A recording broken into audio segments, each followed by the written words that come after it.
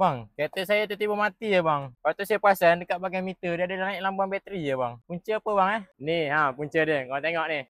Ni bila kereta ni sampai semalam kita pergi troubleshoot breakdown.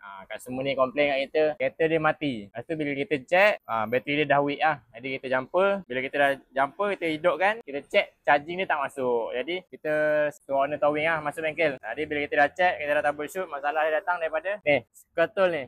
Ni nama dia alternator. Kita buat quotation, suggest kat owner tukar alternator barulah. Sebab ini pun dah memang inilah solusi terbaik dia. Jadi benda ni nak kata selalu problem pun tak juga, tapi dia boleh kira part wear and tear lah. Sebab bila dia berpusing dalam ni dia ada sistem elektronik, carbon brush apa semua.